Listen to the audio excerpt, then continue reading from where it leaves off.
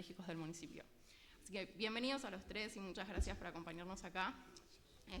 Vamos a hacer una dinámica les voy a hacer algunas preguntas para que cuenten un poco 3 experiencias en concreto que están llevando en la ciudad y en los municipios de 3 de Febrero y de San Martín. Así que voy a empezar con la primera para que introduzcan un poco como esas experiencias, si les parecen. No sé si les parece bien, vamos siempre en el mismo orden para yo no desordenarme. Así que voy a empezar con Santiago, un poco para que nos cuentes de qué se trata y cómo se originó en particular este plan de visión que se está desarrollando para el barrio olímpico en el sur de la ciudad. Bueno, buenos días a todos, gracias por la invitación, gracias a la universidad y al CEU y a todo el equipo de Economía y Negocios. Cuento rápido la historia para que se entienda cómo llegamos a este punto. El barrio olímpico es el barrio más nuevo que tiene la ciudad de Buenos Aires. Es hijo de un proceso muy interesante porque justamente es un área que, para los que conocen, es la punta sur de la ciudad de Buenos Aires, pegadito al Riachuelo, en el barrio de Lugano, en el límite con Soldati. Tiene una característica muy puntual. Esa es una zona que, por ser lindera al Riachuelo, siempre fue lo que se conoce como el Bajo, como hay, por ejemplo, el área Reconquista acá en San Martín, lugares que históricamente han quedado al fondo o olvidados, que tuvo todo un proceso durante muchos años, hasta la creación del SEAMSE, fue el lugar donde se tiraba y se quemaba la basura, por eso se le decía la quema, y por eso muchas características del terreno a la hora de desarrollar ciudad presentan un desafío complejo, porque obviamente no es el mejor de los terrenos. En ese escenario, para los que tienen algunos años se van a acordar del Interama, que después se transformó en el Parque de la Ciudad, 76 hectáreas de un parque de diversiones que después se transformó en un parque público y que después vamos a ver que no es tan público.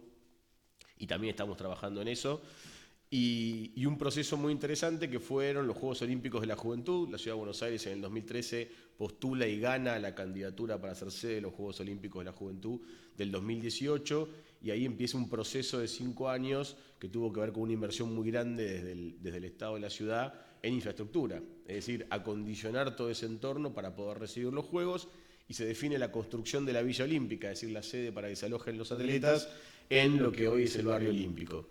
¿Por qué digo que el proceso fue virtuoso y fue interesante? Porque cuando se planificó, se pensó en el día después del juego, que también es un desafío de las grandes ciudades cuando realizan megaeventos.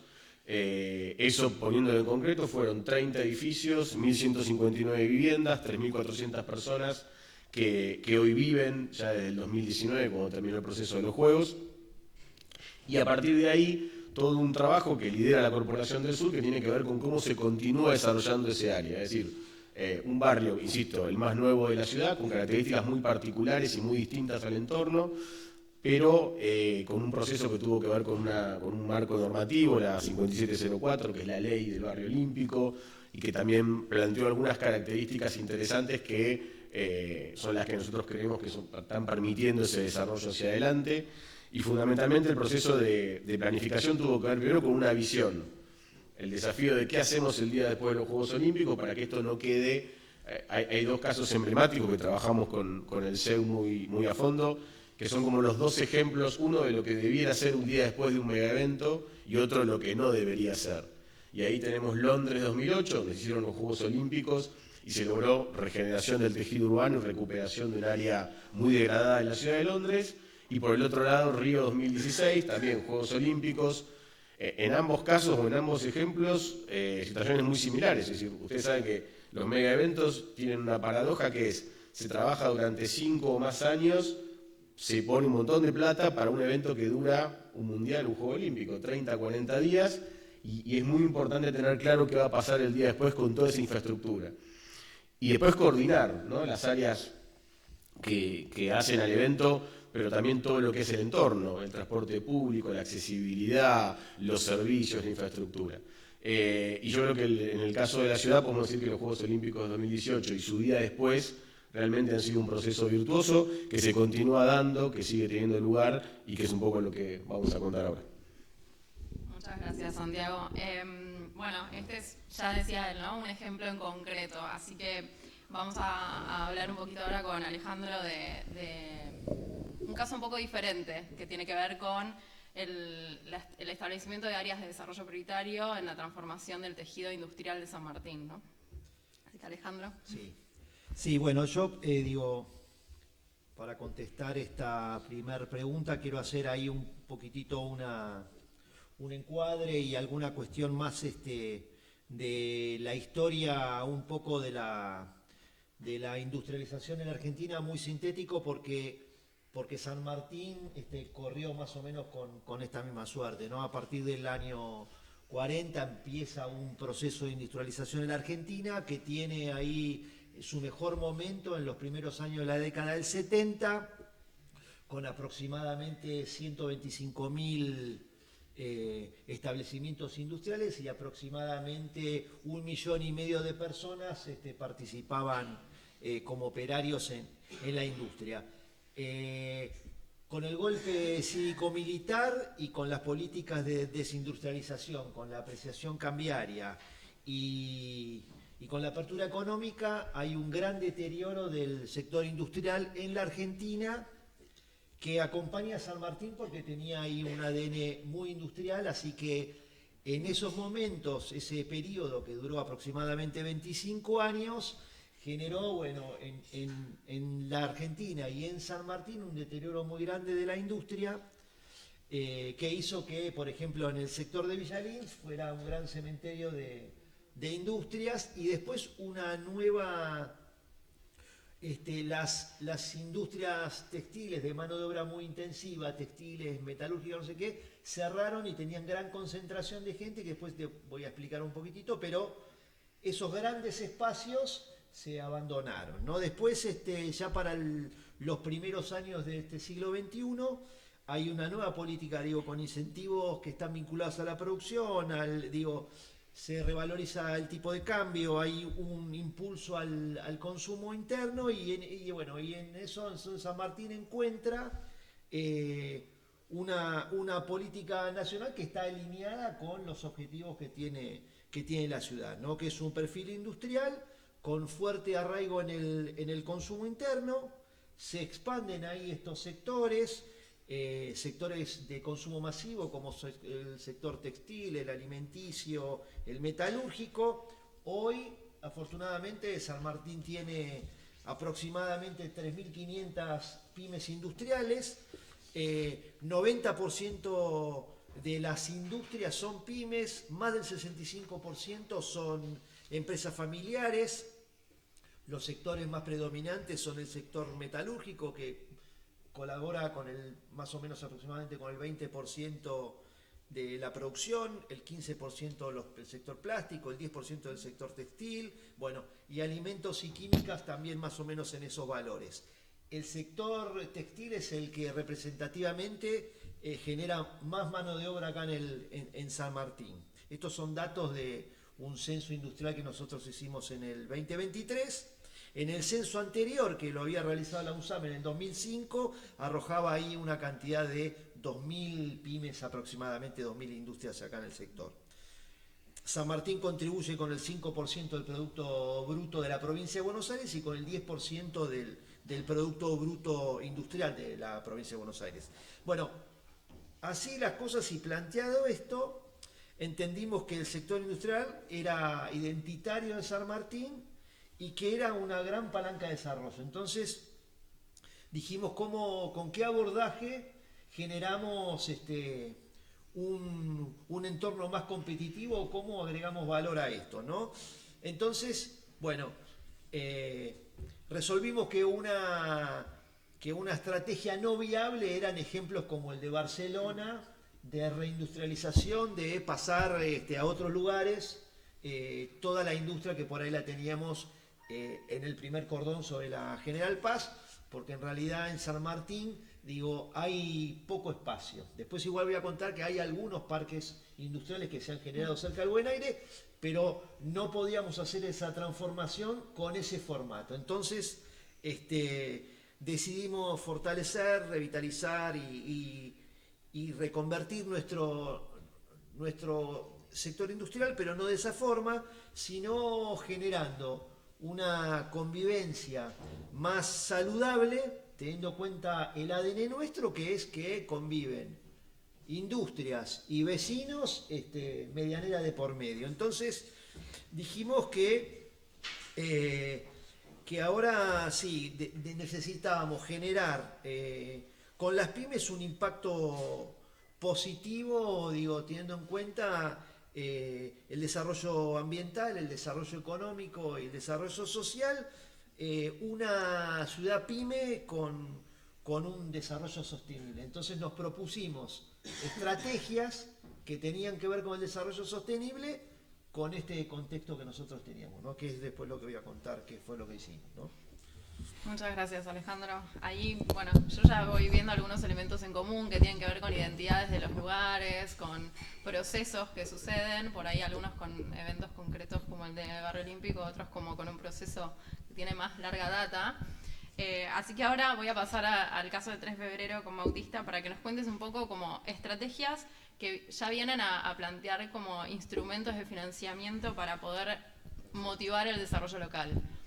Bueno, buen día a todos y todas. Un gusto estar acá en esta universidad pública compartiendo este rato con ustedes, siempre aprendiendo, escuchando destacados colegas de la gestión pública y también teniendo presencia de algunos amigos y colegas del mundo urbanístico tan destacados como Fernando, que está ahí al fondo del auditorio.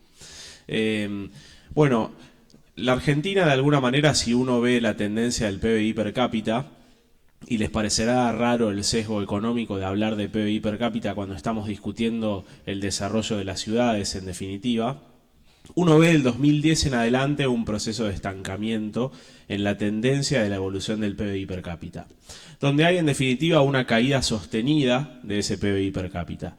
Y además hay una desmejora muy grande de buena parte de los indicadores de desarrollo social en la Argentina. De hecho, es el único país que en los últimos 20 años de toda América Latina no ha podido consolidar un proceso de reducción sostenida de la pobreza, comparándonos siempre con el resto de los países de la región. ¿Qué tiene que ver esto con las ciudades? Las ciudades son entes vivos que en definitiva resultan en la foto espacial de lo que le pasa también al país y a la sociedad argentina. Esto ha llevado de los 90 en adelante a la constitución de ciudades fragmentadas, de ciudades desintegradas, de ciudades desiguales, con el florecimiento de los barrios cerrados, de las urbanizaciones cerradas en el primero, segundo y tercer cordón del AMBA. Y además con una mutación, en definitiva, en la estructura territorial del Gran Buenos Aires, ¿no? Y el correlato de esto es que, o la otra cara de la moneda, la imagen contraria, es que se han consolidado enormes zonas de promoción del hábitat, donde se han configurado grandes extensiones, ha ido creciendo de manera sostenida en el tiempo la evolución de los barrios populares, especialmente sobre cuencas deprimidas en el primer cordón del conurbano. El mejor ejemplo acá cerquita es toda la cuenca del río Reconquista, el arroyo Morón y el camino del Buen Aire, donde hace 20 años atrás seguramente eso era un terreno federal y un descampado, y hoy es una enorme extensión de barrios populares, allá desde donde empieza el arroyo Morón hasta la Panamericana. Y es quizá uno de los mayores desafíos. Entonces la cristalización y la configuración, cuando desde el municipio empezamos a analizar qué le pasaba al territorio e hicimos con el Banco Mundial un plan urbano estratégico, pensando y volviendo a pensar la normativa urbanística, entendiendo que el Estado a través de la normativa urbanística tiene la capacidad de poder crear valor. Y entendíamos que íbamos a necesitar cuantiosas inversiones para poder, en definitiva, integrar y equilibrar el desarrollo urbano de la ciudad. Y también el desarrollo social de la ciudad, porque en definitiva lo que define y lo que hace atractiva a una ciudad no es solamente la morfología urbana y territorial, sino todas las actividades que la comunidad que habita esa ciudad hace en un territorio determinado. Entonces teníamos dos caminos. El primer camino era empezar a subir las tasas y canibalizar a las industrias que ya estaban radicadas en 3 de febrero para poder hacernos de recursos y poder empezar a gestionar obras y empezar a pensar una estrategia de desarrollo equilibrado de la ciudad.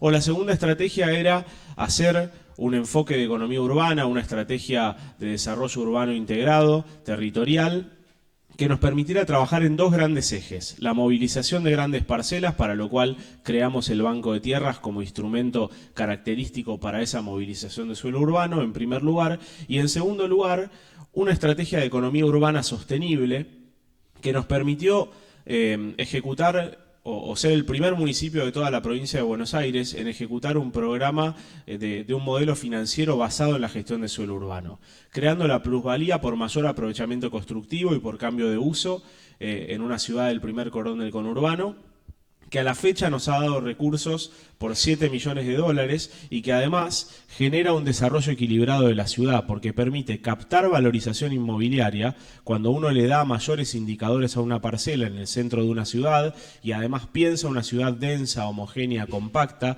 para evitar que la mancha urbana crezca de manera extensiva y que eso sea insostenible para el erario público y presupuestariamente. Empezamos a ver procesos de valorización inmobiliaria. El desafío era crear instrumentos normativos para poder captar esa valorización inmobiliaria y además generar estrategias de inversión sostenida en el tiempo con un nuevo flujo de recursos presupuestarios para, en definitiva, poder invertir en las macrozonas de promoción del hábitat y empezar un proceso sostenido en el tiempo de integración de los barrios populares.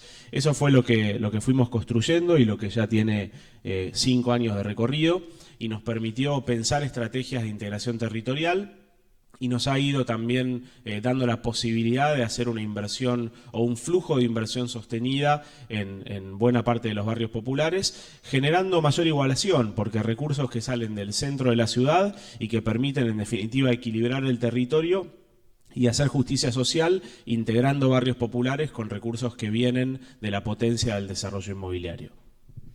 Gracias, Bautista. Bueno, ya ahí tenemos como un panorama un poco de 3 situaciones y de esfuerzos que están haciendo las 3 ciudades. Me gustaría ahora, para que vayamos como profundizando un poco, hablar un poco de los mecanismos y los instrumentos o abordajes que se plantearon para poder como iniciar esa implementación y consolidarla en la medida que está ejecutada a la fecha. Así que, Santiago, si querés empezar. Sí, ahí yo diría, como primera medida, el tema de tener una visión. A veces es más importante, por lo menos en nuestra mirada, la visión que el plan.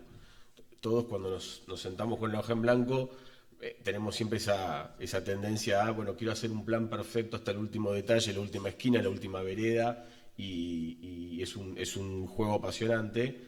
Creo que el desafío de la gestión, y en el caso del Barrio Olímpico fue muy claro, teníamos que trabajar no sobre una hoja en blanco, sino sobre una realidad previa, esta historia que yo les contaba recién, y también con una enorme oportunidad, porque hoy el Barrio Olímpico tiene 204 lotes por desarrollar, entonces ahí la gran oportunidad era que no nos quedara un Frankenstein en ese deseo legítimo de desarrollo, y creo que lo mejor que nos pasó fue la ley del barrio, porque la ley le da un marco que es muy claro. Uno de los elementos más interesantes es que evita la especulación o la compra con fines de especulación inmobiliaria, básicamente porque establece plazos muy concretos para presentar el proyecto por parte del desarrollador y para después ejecutar ese proyecto. Es decir, hay un periodo desde que se vende el lote en subasta pública hasta que termina el proyecto de 5 años, y cuando nosotros vendemos los lotes, es un proceso que empezamos en el 2020, que también fue interesante porque era plena pandemia, no parecía ser el mejor momento para salir a hacer un desarrollo público-privado de alguna forma. Funcionó muy bien, y lo que tiene la característica que tiene es, nosotros cuando escrituramos ponemos en la escritura un pacto de retroventa, que hace que aquel que compró en subasta, si no cumple este plazo de los 5 años, ese lote, ese inmueble vuelve al fideicomiso de la corporación. Esto permite darle un ritmo al plan de ejecución, e insisto, en el marco de una visión que lo que permite también es que esa ley sea un marco, pero no sea un corset que se vuelva en contra del proceso. ¿A qué voy con esto? Que, por ejemplo, como quedó configurado, la zona de Soldati y Lugano es una zona que se volvió, por distintas razones, un nodo logístico de la ciudad. El centro de transferencia de carga, uno de los más grandes de Latinoamérica, funciona a pocas cuadras de ahí, en la avenida Roca, y es un lugar que, para que se den una idea, a partir de la pandemia y la explosión del comercio digital, creció con un volumen de 7.000 camiones, todos los días entran y salen, con un sistema de cross-docking que es de los más modernos de Latinoamérica. Entonces, hay un desarrollo en esa zona que aparte viene encadenado a otro proceso que tal vez conozcan, que es anterior, es del año 2008-2009, que fue el desarrollo de Parque Patricios y Barracas. Parque Patricios y Barracas eran zonas clásicas de logística de una manera bastante informal, con complicaciones en el tránsito, con una conflictividad alta entre vecinos, recién lo que decía Alejandro, ¿no? Esta convivencia entre galpón que trabaja desde las 5 de la mañana y entran camiones de madrugada, etcétera, y al lado vive un vecino, una familia, y ese proceso cuando escala termina generando problemas de convivencia importantes, aparte de las complicaciones en el tránsito urbano, las complicaciones ambientales. Entonces, ¿cómo delimitamos eso? Bueno, de un sector, que es el sector que da la autopista, se definió un espacio de 11 hectáreas que tienen como destino logística, que ya están zonificados en la ley como logística y comercio, y del otro lado del parque de la ciudad, es decir, cruzando todo el parque, es el desarrollo mixto de vivienda unifamiliar y comercial. Entonces digo, primero es esto, ¿no? Una visión que nos dé claridad hacia dónde vamos y un marco normativo que sea lo suficientemente rígido para evitar desvíos en ese proceso y lo suficientemente flexible para adaptarse a nuevas realidades. Hay una herramienta en la que nosotros creemos mucho, que también la incorporamos, que es la iniciativa público-privada. Es decir, que el privado pueda venir con un proyecto, sentarse en esa mesa. Nosotros somos una empresa, hoy sociedad anónima, 100% de capital estatal, pero que tenemos esa lógica. Y la otra herramienta, también lo hablaba recién Bautista, el tema del financiamiento. Todo este proceso se planificó pensando en el financiamiento y no en un proceso de financiamiento que dependa exclusivamente de las cuentas públicas de la ciudad. ¿Cómo lo hacemos? Con el producido de la misma tierra. Se constituye un fideicomiso cuando se hizo la ley, que obviamente, como todo fideicomiso, tiene patrimonio separado, y todo lo que ingresa al fideicomiso, la propia ley le establece los límites de los usos. Es decir, cada peso que entró o que sigue entrando por subasta de tierra tiene un destino muy claro. El 50% va al barrio 20, la ex Villa 20 de Lugano, y el otro 50% va al desarrollo de la Comuna 8. A mí me parece que esos son los dos más importantes. Y el tercero, que fue un poco, y la miro a Carolina, porque tuvo mucho que ver en esto de ordenarnos en las etapas, y el trabajo del equipo técnico del CEU nos ayudó mucho con eso, pensarlo en etapas. Es una palabra horrible, etapabilidad. Yo lo aprendí con ellos, pero no me gusta cómo suena, pero es un poco la definición esta de decir, respetemos las etapas que nos vamos planteando en el plan, y que eso a veces puede parecer como un freno, pero la verdad es que eso nos ha ayudado mucho en no generar un Frankenstein urbano, que también es un poco, para los que somos del conurbano, es un poco la experiencia de la historia del conurbano, ¿no? Un área metropolitana enorme, como se dijo recién, claramente no planificada o poco planificada o llena de planificaciones medio frustradas en el tiempo por distintas razones. Entonces quisimos aprovechar ese escenario o esa oportunidad que nos daba la hoja semi en blanco para evitar ese proceso. Gracias, Santiago. Bueno, Alejandro, me imagino que algunas cosas en común habrá, Sí. Con la experiencia de corporación, pero bueno, específicamente en esta transformación que está llevando San Martín, ¿qué instrumentos y mecanismos están o abordajes están pensando? Ahí, como decía Bautista y como decía Santiago, algunas cuestiones comunes, ¿no? Cuando nosotros asumimos en el 2011, encontramos un territorio fragmentado, con un montón, con múltiples necesidades, con zonas deterioradas, con crecimiento sin formalización, sin intervención del gobierno local, con una mirada de política centralizada, con una mirada que contemplaba el centro y no miraba otros lugares. Y entonces ahí es donde nos propusimos un plan de mejora integral. Esto incluyó desde las cuestiones que tienen que ver más con la obra pública, no sé, la puesta en valor de 50 espacios públicos, de 50 plazas, de tener como eje la zona de Reconquista como un nuevo inicio, que es lo que decía ahí Bautista. En ese lugar, en la zona de Reconquista, construimos centros culturales, centros comunitarios, centros deportivos, centros de salud, jardines maternales, espacios juveniles, espacios para adultos mayores. Y esto hizo que se pusieran en valor esos barrios, que traccionaran y que fueran palancas de cambio, ¿no? Ahí se generaron polos comerciales, ahí empezó a habitar más en el barrio, no tenían que venir más al centro a buscar, digo, un montón de cosas que por ahí en ese momento no había. Y además, ahí lo que propusimos es una política pública industrial que tuviera un enfoque en el triple impacto. Y ahí, impacto social, impacto ambiental y impacto económico, ¿no? Entonces nos propusimos una estrategia que fuera en esa línea, ¿no? Y bueno, en lo social, digo, algunos ejemplos, ¿no? En lo social, generamos un manual de buenas prácticas con perspectiva de género para las pymes. En el área de responsabilidad social tenemos un programa que se llama San Martín Pinta Bien, que genera ahí un mejoramiento en el entorno, se ve mucho en Villa Lynch, y aparte refuerza la cuestión de la identidad pyme también en ese barrio. Tenemos padrinazgo de escuelas por parte de las pymes. Tenemos, bueno, atención en comedores por parte de las pymes, hacen donaciones, trabajamos con prácticas profesionalizantes de las escuelas técnicas que en el último año tienen que hacer, hay una pasantía, eso lo ocupamos con las pymes en nuestro distrito. Damos microcréditos para mejoramiento de hábitat, microcréditos sociales para mejoramiento de hábitat y para emprendimientos productivos con tasas del 0% al 6% anual, que sí son tasas completamente subsidiadas, eso por ahí con fondos municipales, con fondos de nación y con fondos de provincia. Eso en general en los barrios RENAVAP. Bueno, tenemos más de 100 cursos en más de 100 localidades dentro de nuestra ciudad en donde damos cursos de oficios. Este año ya se han egresado más de 3.000 personas. Generamos un punto pyme para que las pymes y los emprendedores puedan trabajar en un entorno colaborativo, como un espacio de coworking, tienen una sala de reuniones.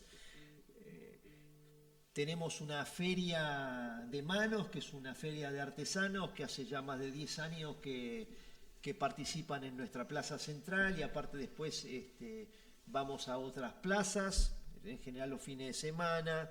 Esto en lo que tiene que ver con lo social. Tenemos unos consultorios constructivos barriales también para asesorar en los barrios a las personas que van a encarar ahí alguna cuestión que tiene que ver con el mejoramiento de hábitat, para enseñarles nuevas técnicas constructivas, para que sean más amigables con el medio ambiente.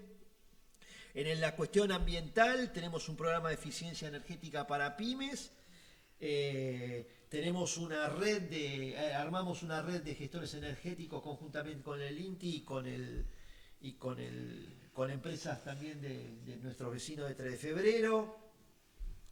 Trabajamos en economía circular, haciendo diagnósticos y charlas de gestión de residuos reciclables para los empleados y las empleadas adentro de las pymes. Y bueno, desde la mirada más desde el punto de vista económico, bueno, tenemos una agencia de promoción de exportación, hacemos clínicas tecnológicas en un programa que tiene que ver con, que trabajamos conjuntamente con la provincia de Buenos Aires. Tenemos una agenda de capacitación permanente, esa agenda la construimos con la Universidad de San Martín, con la Fundación del Banco Credit Coop, y después una agenda propia nuestra del municipio. Trabajamos el año pasado en un censo económico, tenemos un observatorio socioeconómico en San Martín, que en el 2017 estamos ahí midiendo trimestralmente las empresas pyme en nuestro distrito para ver de primera mano qué es lo que están haciendo, si invierten, cuál es su esquema de costos, si están pudiendo exportar. Bueno, hacemos rondas de negocios con la provincia de Buenos Aires, tenemos rondas nacionales, rondas internacionales, acompañamos a las pymes a destinos en expos que tienen que ver con países limítrofes. Y bueno, toda esa batería de políticas públicas industriales son las que nos propusimos para generar este cambio, esta conciencia que tiene que ver con una ciudad que tenga empresas más sostenibles, ¿no? Perfecto, buenísimo. Alejandro, bueno, un montón para comentar, muchos instrumentos y programas. Bautista, bueno, tu turno para hablarnos un poquito de los mecanismos y instrumentos. Bueno, lo primero, tres cosas, ¿no? La visión, retomando el punto de Santiago; lo segundo, la voluntad política; y lo tercero, la planificación territorial, o sea, la consolidación de instrumentos urbanísticos. Primero la visión. ¿Y por qué la visión? Porque gestionar un territorio implica interpretarlo, implica conocerlo e implica pensarlo. Y tener la visión y la voluntad política de pensar un territorio no solamente en el marco de las herramientas que tiene la normativa de la provincia de Buenos Aires con la 8912 y con la 14449, que son, en el caso de la 8912, una ley que se ha quedado en el tiempo y que no refleja la realidad del territorio del AMBA y de la provincia de Buenos Aires. El claro ejemplo es que la ley define que el factor de ocupación de suelo es el mismo en Saliqueló o en Deró, el pueblo de donde viene mi familia, en el suroeste de la provincia, que en el AMBA, ¿no? Y es impensado pensar que la morfología de un casco urbano de una ciudad o de un pueblo de 10.000 habitantes en el sur de la provincia puede ser pensado con la misma lógica, el mismo criterio que una ciudad en una centralidad del AMBA. Y eso implicó desarrollar nuevos mecanismos. El primer mecanismo fue cómo estructurar el territorio en la planificación. Pensar macrozonas. Nuestro territorio, según el Plan Urbano Estratégico, está estructurado en 3 tipos de macrozonas. Macrozonas de 4. Macrozonas de centralidad, macrozonas de desarrollo prioritario, macrozonas de promoción integral del hábitat y macrozonas de promoción patrimonial y de cuidado del acervo patrimonial. Y esto nos permitió entender la dinámica que sucedía en el territorio y poder pensar instrumentos urbanísticos y planes particularizados para cada lugar del territorio.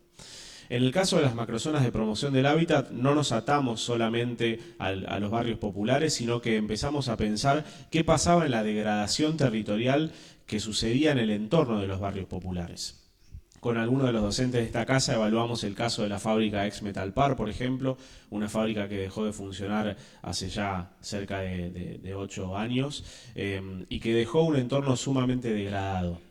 Y ahí viene el tercer punto, junto con la voluntad política, que es la gestión territorial. Nos pusimos de acuerdo con la comunidad, empezamos a generar estrategias de participación y empezamos a pensar un programa de regeneración para todo este entorno fabril, financiado con fondos que vienen de la plusvalía, y logramos dar vuelta a la situación. No solamente en términos de la infraestructura urbana y del urbanismo circundante, sino también en la percepción y en los usos que se le daba al territorio. El segundo punto respecto de la voluntad política es muy contundente, porque en nuestro caso el intendente tuvo la voluntad política de transformar de manera profunda el sistema de gestión de permisos de obras. Hasta el 2015 los permisos de obras se otorgaban en buena parte sin planificación territorial y fruto de excepciones firmadas por resoluciones del Ejecutivo. Obviamente eso generó que hubiese torres sorpresas en la mitad del ejido urbano en un lugar de casas bajas, ¿no? Y esa morfología de serrucho disfuncional en una ciudad genera un montón de problemas que después tenemos que venir a resolver completando el tejido existente. Y el tercer punto es la consolidación de instrumentos urbanísticos. Y ahí pensamos instrumentos de naturaleza económica, por ejemplo la plusvalía o el banco de tierras, pensamos instrumentos de edificabilidad y también instrumentos de gestión territorial, como por ejemplo los planes particularizados o los programas de regularización dominial. Y acá quiero hacer un foco muy importante en la creatividad en el uso de esos instrumentos.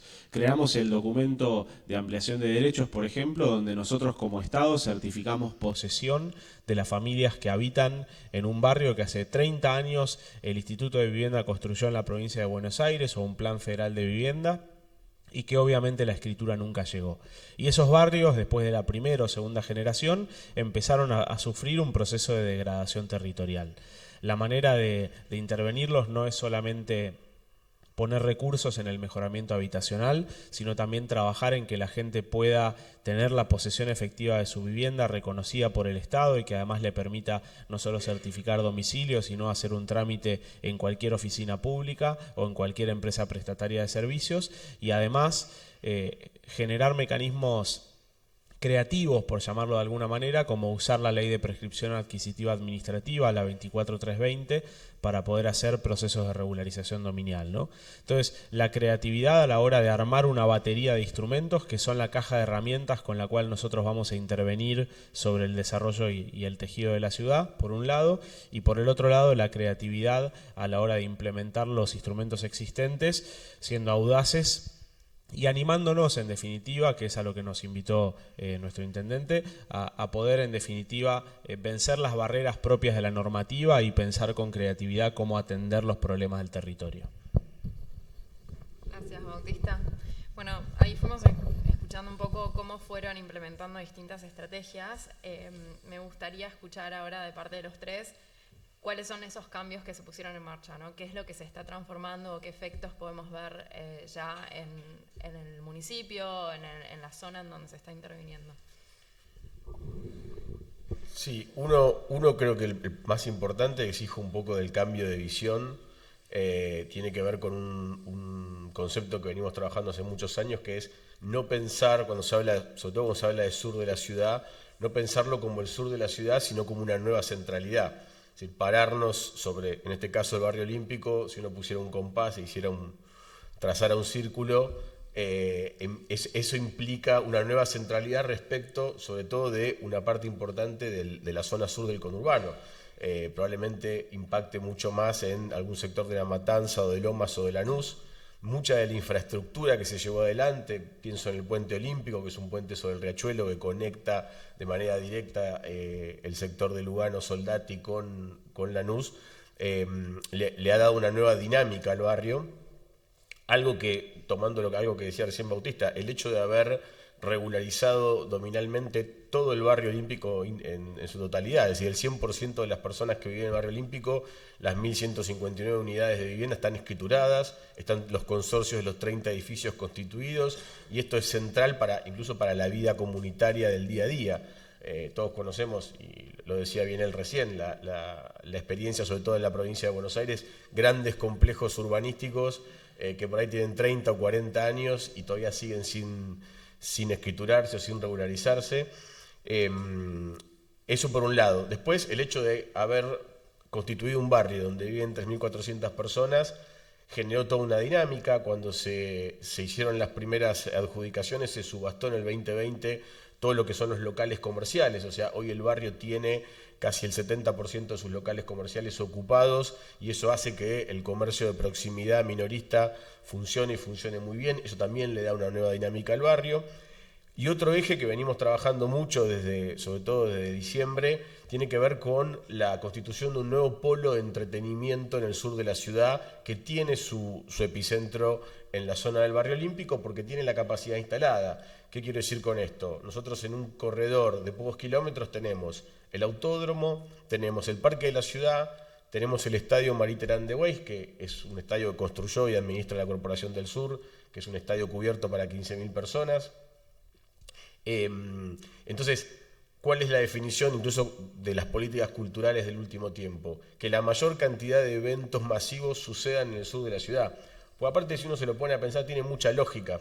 Hoy en día, ustedes saben, la mayor parte de los eventos se venden de manera digital, a través de etiqueteras. Entonces, es muy fácil establecer de dónde viene la gente que viene a eventos masivos a la ciudad de Buenos Aires. Y la paradoja era que los eventos se hacían en el norte, pero más del 60-70% de la gente que compraba un ticket para un evento venía o del sur o del oeste de la provincia del conurbano. Entonces, cuando uno ve accesibilidad, cuando uno ve las posibilidades de desarrollo de eventos de gran tamaño, cuando uno ve la implicancia que eso tiene en el tránsito, claramente es el sur el lugar para hacerlo. Bueno, a eso hubo que acompañarlo de la definición política y de la voluntad de que se concentren los eventos ahí, y si uno mira la Agenda 2024, los eventos masivos en el sur de la ciudad crecieron un 300% respecto al 2023. Y este proceso viene en línea ascendente, pues se está trabajando mucho con el sector privado para generar las condiciones para que esto siga sucediendo. Y después también, respecto de la dinámica, una cosa que entró a la legislatura hace muy poquitos días, un proyecto de modificación del Código Urbanístico de la ciudad, que tiene varios elementos interesantes. Uno de esos elementos es la transferencia. Y ahí nosotros logramos algo importante, que es incluir todo el polígono del barrio olímpico dentro de los polígonos que van a ser emisores de metros cuadrados. Lo cuento muy, muy rústico, pero básicamente lo que plantea el código y es innovador es que hay polígonos de la ciudad que van a emitir metros cuadrados y hay polígonos de la ciudad que van a recibir esos metros cuadrados construibles. Y el barrio olímpico es uno de los emisores. Por lo tanto, nosotros entendemos que esto, que debiera estar, seguramente lo va a tratar la legislatura para fin de año, va a dar una herramienta que va a incentivar muchísimo la inversión en el sur, sumado a algunas herramientas que tienen que ver más con el contexto macroeconómico, etcétera. Pero me parece que ese puede ser uno de los cambios que consolide mucho de lo que está pasando en el sur. Y después el mecanismo, como decía antes, el mecanismo de financiamiento que la propia ley prevé, lejos de ser una traba, creo que es un incentivo para que no se nos desarrolle un Frankenstein, sino, insisto, la capacidad hacia adelante. Hoy nosotros tenemos una posibilidad de transformar un barrio que tiene 3.400 personas en lo que sería una ciudad mediana o chica de la provincia de Buenos Aires, porque puede llegar a tener 23.000 personas, entendiendo que podemos pasar de 1.159 viviendas a casi 8.100. Entonces, ese desafío, administrar ese proceso, que es un desafío apasionante, pero que también nos permite pensarlo con antelación, e insisto, probablemente, no sé si lo vamos a hablar después, uno de los desafíos tiene que ver con la conectividad y con el transporte público, y ya estamos trabajando antes que suceda, sobre todo en dos conceptos grandes. Uno es el Metrobús, que ya venía funcionando previo a los Juegos Olímpicos, y otro es la revalorización y puesta en valor y ampliación del premetro, que por ahí muchos lo conocen, que es un sistema de, digamos, una especie de tranvía eléctrico que tiene diseño de los años 80, pero que puede potenciar muchísimo. Y el otro elemento es terminar la conexión de la red del ferrocarril Belgrano Sur con Constitución. Hoy el Belgrano Sur llega hasta Pompeya, hasta la estación Sáenz, y queda un bache entre esa terminal y Constitución. Si nosotros pudiéramos, y de hecho existe el proyecto, llevarlo a Constitución, eso transforma todo el corredor Lugano-Soldati de una manera impresionante. Bueno, Alejandro, que nos quieras contar un poco lo que se fue sucediendo en San Martín a partir de estas estrategias que nos contaste. No, bueno, fundamentalmente, un cambio de mirada, un cambio de paradigma, en donde las industrias ahora tienen por ahí una nueva conciencia sobre su propia comunidad, ¿no? Como entender que no es un empresario que viene, que abre su fábrica, trabaja y se va y no tiene idea de lo que pasa en su entorno o lo que pasa en su comunidad, porque en realidad participa hoy de un montón de actividades que tienen que ver con su territorio, ¿no? Y los vecinos también, que por ahí entienden hoy cuál es el aporte de las pymes también al desarrollo local, ¿no? Entonces, esto genera un mejor clima y mejora la convivencia, ¿no? Y esto nosotros lo estamos viendo en que disminuyen también las denuncias, ¿no? Denuncias de vecinos que por ahí denuncian sobre ruidos, sobre efluentes, sobre cuestiones que tienen que ver con la diaria de los barrios, en donde, como decía antes, conviven las industrias con las casas, ¿no? El impacto de todas estas políticas públicas industriales con esta mirada hizo que se conformara recientemente una red de empresas sostenibles, que hoy son más de 20, que trabajan en hacer un reporte de sostenibilidad, en ver cómo hacen sus primeras armas para generar un balance social. Hay más de 100 pymes que ya hicieron diagnósticos de eficiencia energética, más de 400 pymes que hicieron clínicas tecnológicas con nosotros. Nosotros somos uno de los fundadores en esta herramienta con la provincia de Buenos Aires. Más de 60 pymes adhirieron al manual de buenas prácticas con perspectiva de género. Hemos capacitado dentro de las empresas más de 650 personas, hemos sensibilizado en la temática que tiene que ver con el tema de género. Hay más de 500 empresas que hoy están trabajando en desarrollo sostenible en el distrito de San Martín. Así que bueno, son las las herramientas, los dispositivos que nosotros ponemos en el territorio y que las pymes usan y bueno, y en ese uso van empezando a cambiar la mirada y se va generando esta nueva conciencia, ¿no? Así que el impacto, la verdad que es muy positivo con estas medidas que hemos diseñado, ¿no? Perfecto, gracias Alejandro. Bautista. Bueno, lo primero que diría es que pasamos de 100.000 metros cuadrados absorbidos por el mercado inmobiliario de vivienda en 2015 a 140.000 el año pasado, es decir, creció 40%. Esto se explica en buena medida por la planificación territorial, por la consolidación de la idea de una ciudad densa, compacta y homogénea que hemos planteado, porque los indicadores y el Código de Edificabilidad también, o el capítulo de edificabilidad del Código de Planeamiento Urbano propone esa dinámica y lo facilita. Lo segundo es la agilidad en los permisos de trámite de obras privadas. Pasamos de obras que estaban hace más de un año tramitando un permiso a un esquema donde hoy todo es online, digital, de manera absolutamente transparente, y donde no tenés ni que venir a la municipalidad y podés en 3 meses llevarte un permiso de obras firmado. Toda esta dinámica, y por eso lo nombro primero, nos permitió generar con la estrategia de economía urbana 7 millones de dólares en los últimos 5 años, y eso nos permitió tener una estrategia de inversión en los 20 barrios populares del municipio. Y acá viene la contracara y el correlato de la buena gestión de las macrozonas de desarrollo prioritario y de centralidad, que es empezar a igualar la ciudad. Hoy tenemos cerca de 15 barrios en procesos de regularización dominial, algunos construidos por el Instituto de Vivienda, otros donde estamos certificando la posesión de los domicilios y empezando una estrategia de regularización. Hemos llegado al 100% de cloaca y al 100% de agua en todo el ejido urbano y estamos trabajando para poder llegar en los próximos 8 años al 100% de cloaca y de agua en todos los barrios populares.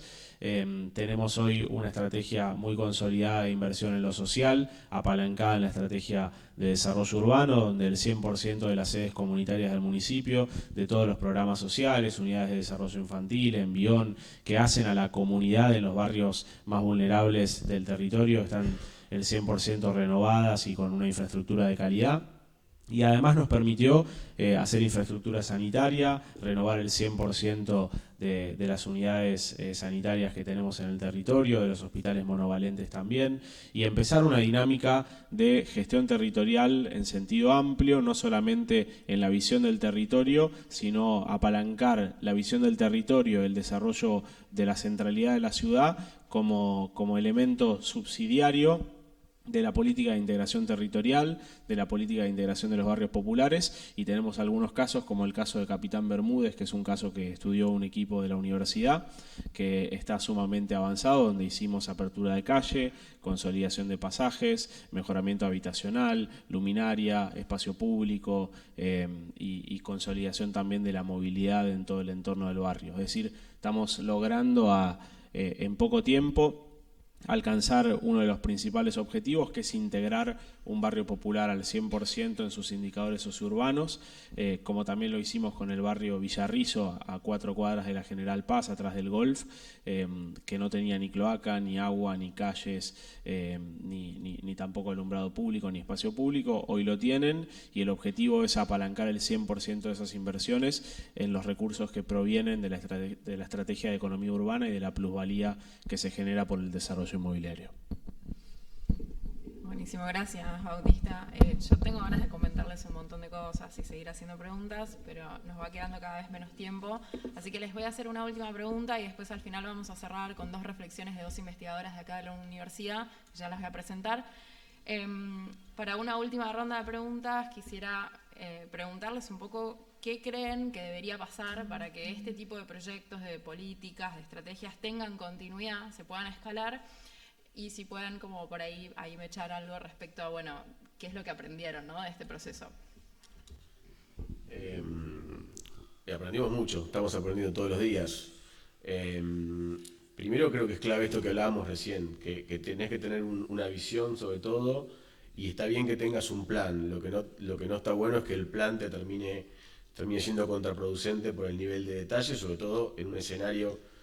A nosotros nos pasó algo que nadie planificó claramente, que fue la pandemia, y la pandemia tuvo un efecto no buscado, pero interesante, que fue transformamos el Parque Olímpico durante casi un año en centro de testeo y centro de vacunación después. Eso generó, sin quererlo y sin buscarlo, que todos los días 5.000 personas pasaran por la zona del Barrio Olímpico, por la simple razón de que el turno que se les asignaba al sistema los derivaba ahí, y generó una enorme visibilidad. Y el otro tema que tampoco teníamos pensado tuvo que ver, por ejemplo, con la definición de armar un sector logístico para lo que se conoce como última milla dentro de la actividad logística, que es esa última etapa de, lo digo muy bruto, pero es ese camión que viene de un lugar, que trae un paquete, bueno, el último paquete que va en una combi, que llega en una moto a la puerta de nuestras casas, claramente necesitaba un lugar que por la ubicación estratégica de la zona del Barrio Olímpico es primordial y es muy buscado. Bueno, eso tampoco estuvo en nuestros planes, que creciera esa actividad y que modificara. Insisto, como tenemos un marco normativo lo suficientemente rígido para no dejarnos salir del eje ni armar un Frankenstein, y lo suficientemente flexible para permitirnos adaptar a estas realidades que van surgiendo, creo que ese es un primer aprendizaje. Después, una de las cosas que creo que es importante para que se sostenga esta estrategia es que todo el gobierno la conozca de manera profunda e integral. A veces, sobre todo en un gobierno del tamaño del gobierno de la ciudad, pasa que muchas veces hay áreas que tienen una idea del título y demás, pero no tienen un conocimiento detallado, y eso puede potenciar mucho más. Hay algo interesante que es una característica de la zona, es el 25% de la Comuna 8, que es la comuna de Lugano y Soldati, tiene espacio verde, ese espacio verde. Es una reserva, para que se den una idea, en tamaño similar a lo que es el Parque 3 de Febrero, o sea, lo que conocemos como los bosques de Palermo. ¿Cuál es la gran diferencia? Que no está integrado. Entonces nosotros trabajamos mucho, y el CEU armó un proyecto muy interesante y detallado de construir una red de parques. Es decir, esos parques como el Parque de la Ciudad, el Parque Indoamericano, el Parque de las Victorias y demás, intercomunicados y que se vinculen. En uno de los estudios que hicimos hay un dato bastante llamativo, interesante, que también nos despertó esa alerta, que es los vecinos del Barrio Olímpico que viven reja mediante del Parque de la Ciudad, más del 60% cuando le preguntaba sobre el Parque de la Ciudad te decía que estaba cerrado, porque viviendo enfrente no tenía conciencia de que estaba abierto al público, lo cual habla mal de nosotros como gestión, no de los vecinos que contestaron. Pero lo que digo es todos esos datos que fueron surgiendo. Por eso creo que también es interesante ir midiendo de manera permanente lo que va pasando, sobre todo en un barrio nuevo, y potenciar el esquema de red de parques. Y después, como aprendizaje también, y es algo que trabajamos muy fuerte, es nuestro principal aliado socio estratégico es el sector privado. Hay que traer mucho más sector privado a la zona, y también en esta ronda, estas mesas de escucha, poder adaptar parte de la normativa y muchos de los mecanismos que tenemos para entender cuáles serían herramientas que dinamicen y agilicen. Creo que es un buen ejemplo, funcionó. Nosotros, insisto, salimos a subastar lotes en plena pandemia cuando parecía que no, hicimos 2 subastas que fueron exitosas, estamos yendo por la tercera. Hoy tenemos una necesidad de desarrollar infraestructura, y nuestro principal socio estratégico en eso va a ser el sector privado. Así que creo que parte del aprendizaje tiene que ver con eso, con escuchar a la comunidad por un lado y por integrar la mayor cantidad de actores posibles. Buenísimo. Alejandro, ¿cómo le damos continuidad a esto que vienen?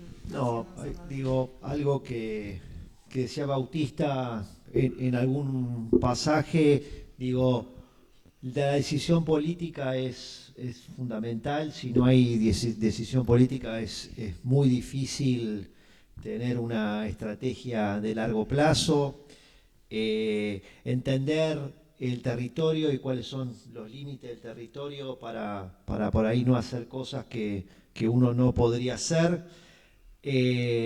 La vinculación nos parece también fundamental, digo, creo que lo han comentado también, digo, es muy difícil hacer las cosas solos, a veces para poder escalar hay que asociarse, hay que pensar en cuáles son los actores que están en el territorio.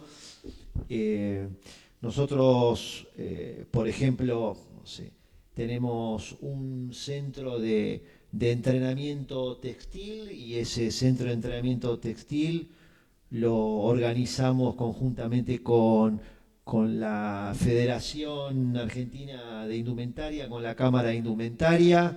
con una fundación que se llama Cosiendo Redes.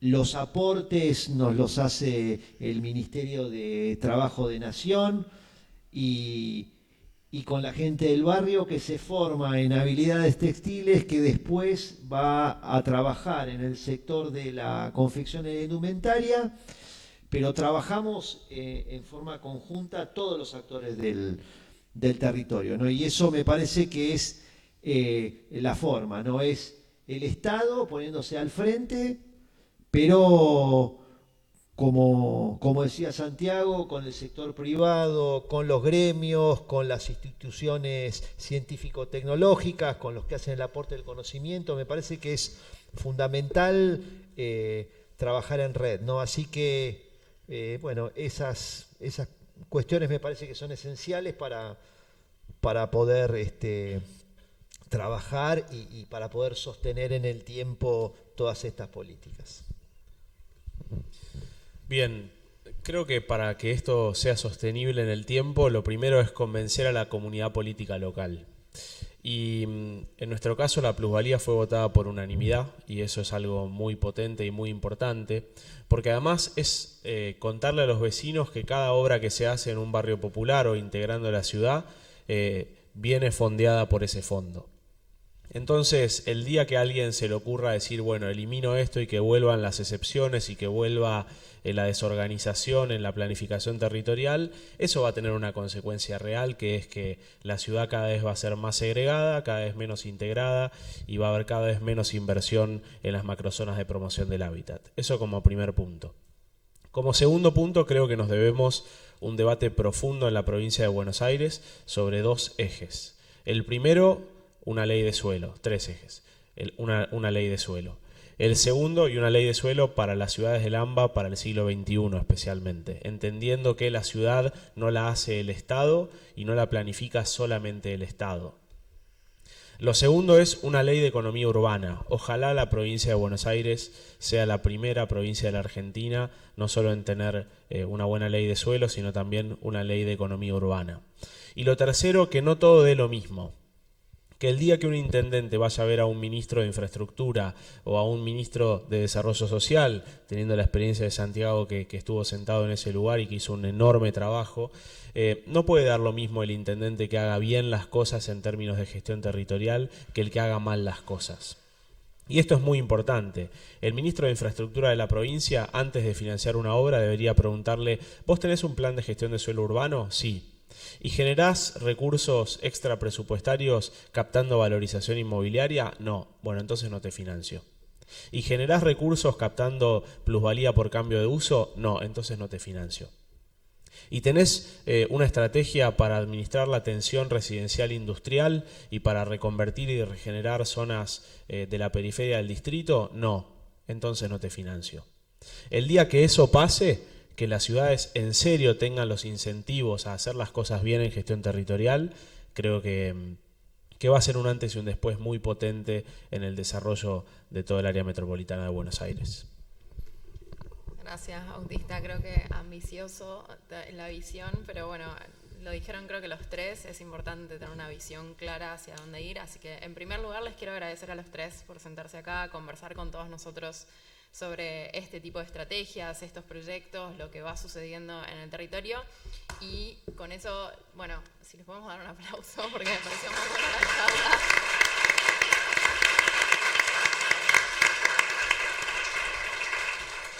Bueno, y con eso las quiero presentar a dos de nuestras colegas que son investigadoras y docentes, tanto acá en la Universidad de San Martín. Ahora las voy a presentar. Ellas van a hacer una reflexión final. Una de ellas es Micaela Alcalde. Ella colabora con el Centro de Estudios Económicos Urbanos. Ella desde hace un tiempo es arquitecta y magíster en Economía Urbana de la ITELA. Tiene experiencias en arquitectura, economía, planificación y gestión urbana. Dirige una fundación que se llama Urbe, que también promueve el debate y la investigación en temas urbanos. Y es docente en la Torcuato Itela, investigadora para la UNSAM, para la Organización de Conosur y para la Universidad de Buenos Aires. Y la segunda colega es Lorena Wexler. Ella trabaja en el Centro de Investigación sobre Territorio, Transporte y Ambiente del CITA, también de la Universidad, de la Escuela de Hábitat y Sostenibilidad. Es doctora de la Universidad Politécnica de Cataluña y magíster en proyectación urbanística, lo dije bien. Investigadora independiente del CONICET y directora del CITA, como les decía, y su investigación se centra mucho alrededor de la movilidad cotidiana, las políticas públicas de la región metropolitana, del área de Buenos Aires y distintos elementos de una planificación efectiva y territorial. Así que las invito, si quieren pasar acá al frente, creo que les van a compartir un micrófono, para hacer una reflexión final un poco de qué es lo que estamos aprendiendo nosotros desde la academia y de acompañar a algunas de estas instituciones y municipios que están trabajando en gestión territorial y regeneración urbana.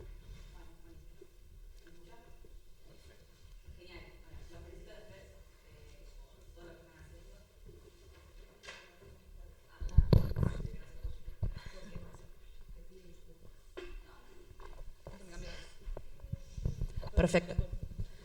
Bueno, primero quiero contarles que no solo hablo como investigadora, sino como una vecina de la zona sur de la Ciudad de Buenos Aires. Yo soy de Lanús, me mudé a Parque Patricios, así que conozco no solo el conurbano, sino que conozco la problemática que traen como gestores.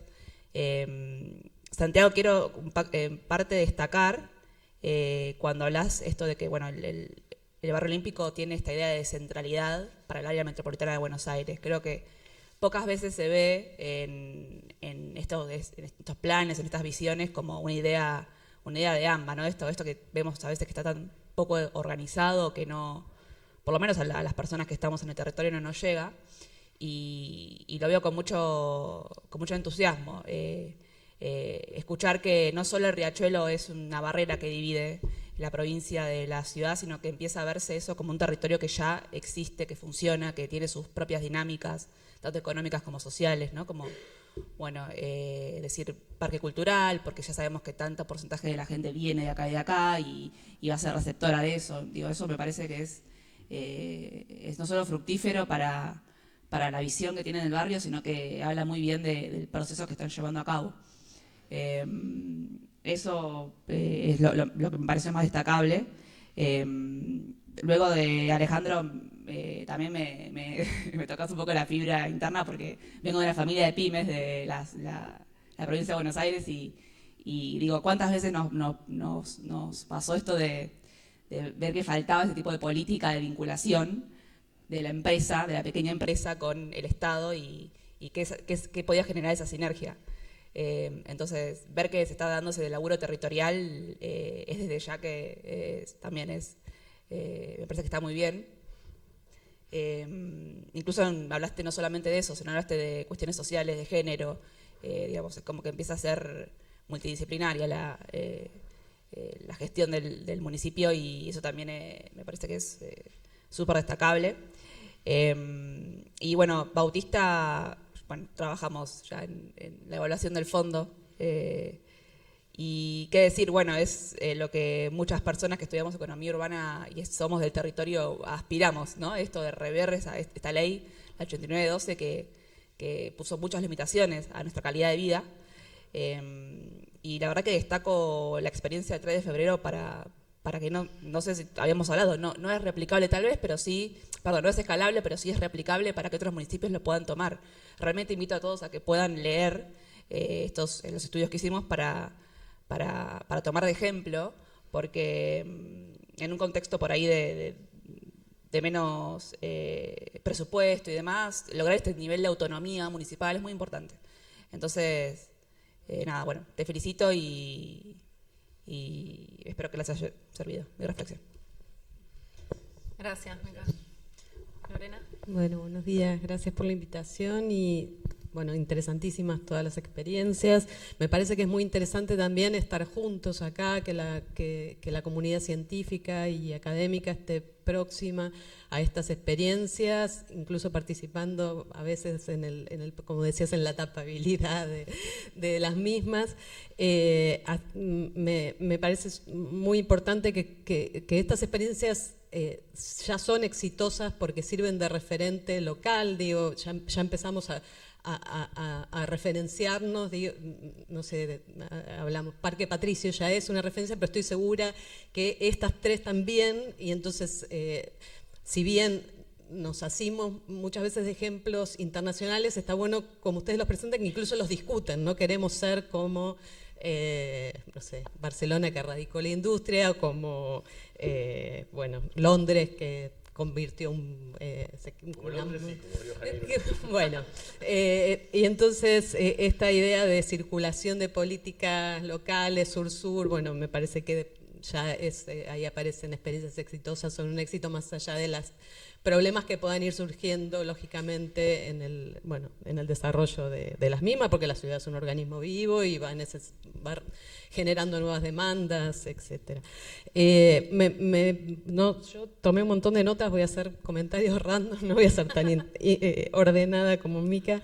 Me pareció muy interesante la idea, bueno, a mí siempre cuando se habla de regeneración, revitalización, redensificación, hay muchos que hay veces que está bueno rediscutir, y me parece que la idea esta de que se plantea en el barrio olímpico, de decir, bueno, no se trata solamente de construir, sino de regenerar, ¿no? Y en ese sentido hay una colega, Mabel Alarcón, una colega chilena, que dice, es como la piel, ¿no? Que necesita regenerarse en el sentido de integrarse, ¿no?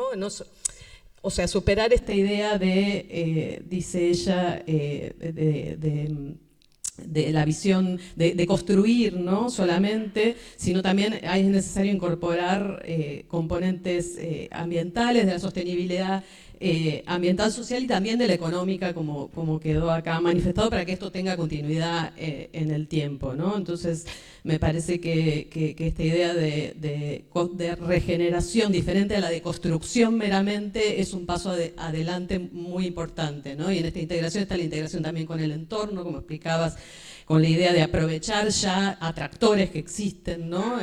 Para esta generación de nueva centralidad, de accesibilidad, que es fundamental, ¿no? A estos sitios, porque si no hay muchas experiencias fracasadas de áreas de desarrollo que por no contemplar el tema de la accesibilidad, tienen los problemas que tienen, ¿no?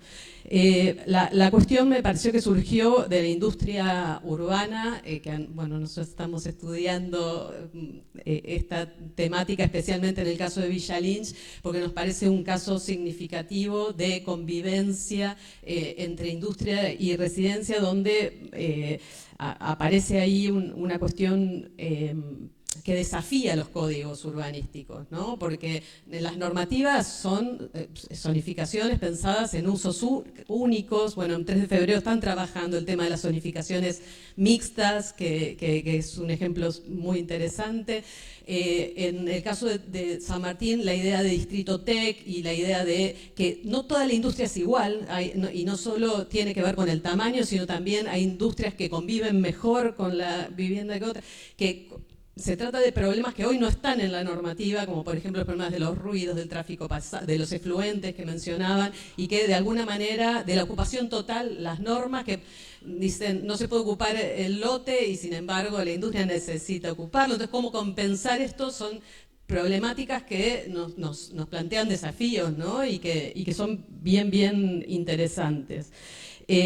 Luego, lo que surgió el display de normativas, de la ley como un instrumento fundamental, las leyes, los programas, todo ahí una batería de herramientas que proveen de valor, decía Bautista, de valor urbano, ¿no? La normativa como proveedora de valor urbano, y que permite atender otras áreas, otras necesidades, cómo hacer uso de esa normativa en pro de una mayor inclusión, mayor equilibrio territorial, etcétera. Me parece una cuestión a destacar en todas las experiencias. Ahí a mí me parece, como urbanista más preocupada por las transformaciones espaciales o morfológicas, me parece interesantísima la idea de la visión. Digo también, ¿por qué no los planes? A mí yo digo, no digo un plan de... ¿Cómo tienen que ser los planes para poder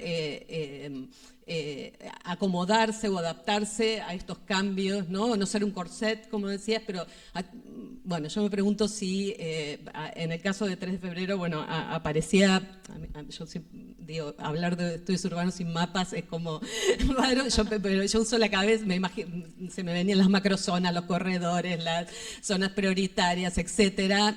Me parece que es una componente muy importante, digo, las zonas prioritarias son una componente espacial bueno, de territorial, digamos, que es importante tener en cuenta para poder, bueno, ir viendo, incluso ir viendo los problemas que se van generando en el espacio público, con las nuevas densidades, etcétera.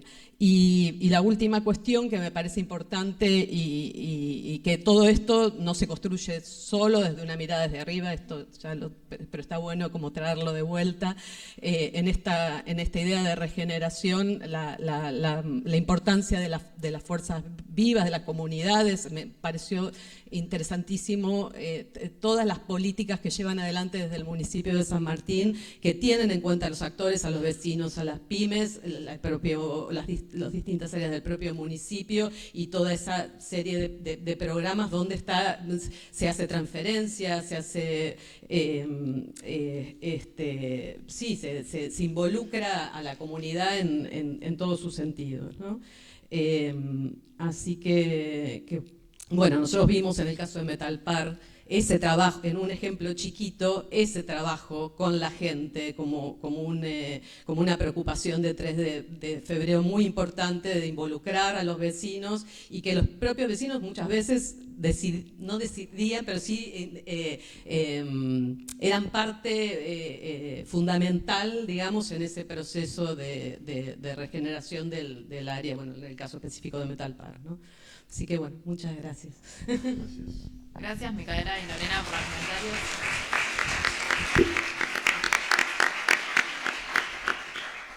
Bueno, estamos al final de la mesa, así que creo que terminamos un par de minutos antes. No sé si alguien quiere aprovechar y comentar algo. Si no, quiero agradecer a todas las personas. Sí, ¿había alguien ahí? ¿Me están diciendo? No, más que bienvenidos a, de última, continuar también la comunicación. Ahí está Leila. Bien, se escucha así. Bueno, primero, muchísimas gracias por estar participando, por acercarse a esta mesa, al público en general, y en particular a Santiago y a Alejandro, y bueno, también a Bautista. Con Santiago y con Alejandro tuve la oportunidad de compartir actividades y acciones en el territorio, en los distintos territorios. Quiero felicitar al CEU, también a la Escuela de Economía y Negocios, obviamente, pero también a la Escuela de Hábitat y Sostenibilidad, porque tenemos una mesa con distintos colores políticos que estamos discutiendo justamente la regeneración urbana y la importancia, ¿no?, del urbanismo también en nuestro día a día. Así que agradecer a los tres y también a que la Escuela de Hábitat nos está acompañando en esta actividad. Un poco lo que decía Lorena de las fuerzas vivas.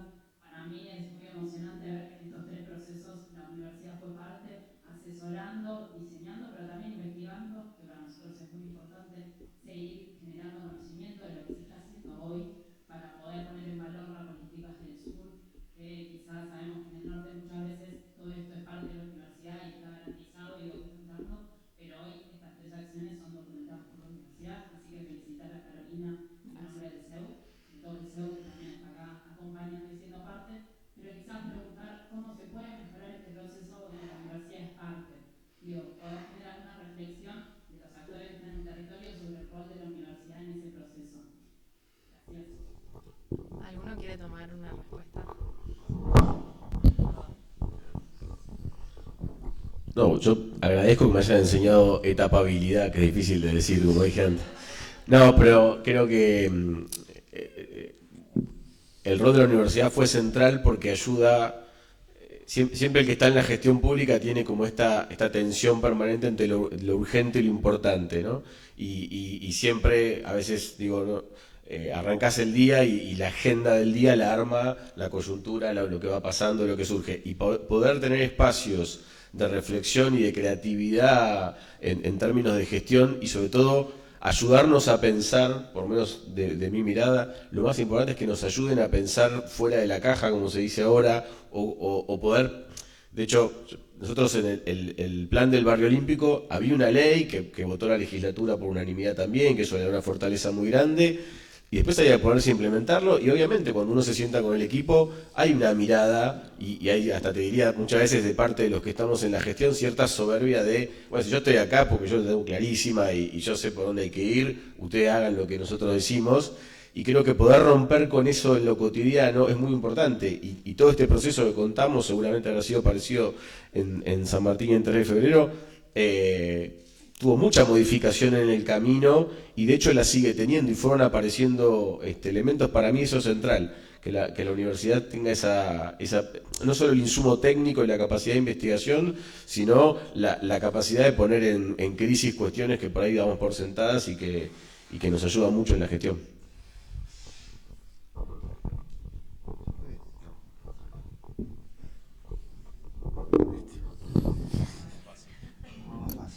No, un poco en línea con lo que decía Santiago, ¿no? Yo me acuerdo cuando me sumé a la gestión en el 2016, en una reunión con Gabriel Catopodis, en su momento intendente de acá de nuestra ciudad, me decía que no entendía cómo, teniendo la universidad tan cerca, nosotros no estábamos haciendo un montón de cosas. Yo no entiendo, vos tenés que ir a tomar café, no sé, andá a tomar café, a charlar con la gente de la universidad porque tienen que salir proyectos. No puede ser que nosotros no estemos haciendo proyectos con la universidad.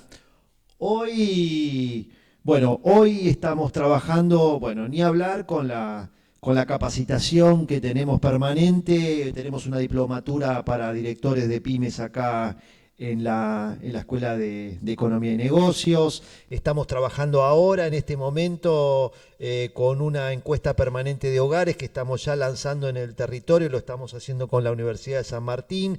Tenemos 2 directorios ampliados, que es un formato en donde trabajan en un entorno asociativo 10 empresas pymes en cada uno de estos grupos, en donde coordinamos con la universidad, con el área de ciencia de datos, con la licenciatura de ciencia de datos, con el decano, creo que es decano, no sé si es, no. Sí, con Rodrigo. Con el director de la carrera de Ciencia de Datos estamos haciendo un trabajo para mejorar los datos de nuestro observatorio socioeconómico. Así que, hoy para nosotros resulta súper natural trabajar con la universidad, así que nos ayudan a la creatividad, a poder pensar políticas públicas específicas para nuestro sector. Y siempre está más bueno poder pensar entre muchos porque seguramente surjan cosas que nosotros no vemos, así que es un placer, ¿no? Así que eso. Bueno, creo que tiene como 2 grandes desafíos la articulación con la universidad y especialmente la universidad pública y especialmente la Universidad Pública del Gran Buenos Aires.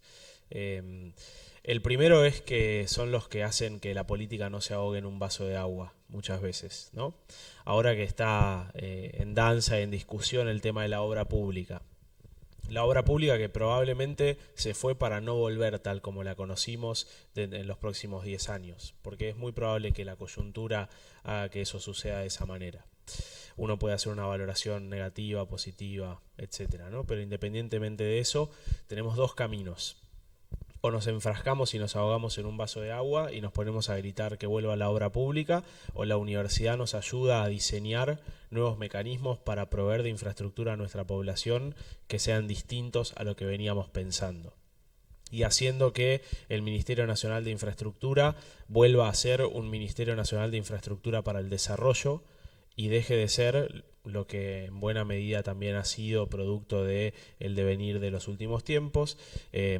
Muchas veces era el Ministerio del Bache, ¿no? Cuando uno veía la ejecución presupuestaria, la red vial los programas de bacheo y microbacheo en municipios muchas veces pesaban mucho más que la infraestructura para el desarrollo. Creo que ahí está el rol de la universidad pública en ayudarnos a pensar cómo la política puede no ahogarse en un vaso de agua. Y doy un ejemplo concreto respecto de esto. La provincia de Buenos Aires tenía hasta el año pasado el programa Municipios a la Obra y antes Fondo de Infraestructura Municipal, que le asignaba a cada municipio, con plata que venía del endeudamiento autorizado por la legislatura provincial, un recurso para que cada municipio pudiese hacer obra pública.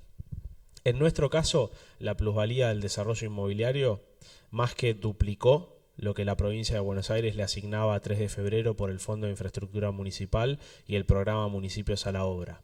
¿Qué quiere decir esto? Que si las 24 ciudades del AMBA trabajasen con informes como el que hizo Micaela desde el CEU y como el conocimiento que produce la UNSAM o otras universidades como la DITELA o como la UBA o muchas otras, podríamos empezar a pensar estrategias de implementación de economía urbana en los 24 municipios de la provincia de Buenos Aires en el AMBA, y eso nos permitiría duplicar la velocidad de inversión en infraestructura por lo menos, primer punto, y segundo punto, acortar a la mitad de tiempo la reducción de brechas de desigualdad para trabajar sobre los barrios populares e integrar el territorio de la ciudad. ¿Qué quiere decir esto? Que lo que tenemos que hacer es pensar afuera de la caja, como bien decía Santiago, y el rol de la universidad pública es enseñarnos a los que estamos en la función pública un ratito a pensar afuera de la caja. Gracias a los tres, gracias Leila por la pregunta, me parece que fue súper relevante y como un buen cierre de la mesa. Así que nuevamente les quiero agradecer a los tres, uno por aceptar la invitación a venir a compartir y dialogar con nosotros, en segundo lugar por acercarse a la universidad y dejarnos trabajar y seguir construyendo conocimiento y formas de operar en el territorio. Y también quisiera agradecer a la Escuela de Economía y Negocios que organiza toda la CIDI, que nos da este espacio, a Lorena por acompañarnos desde la Escuela de Hábitat y Sostenibilidad y a todos los que vinieron a escucharnos y por ahí nos estén escuchando luego después en redes o en la web. Así que gracias a todos y un aplauso para todos.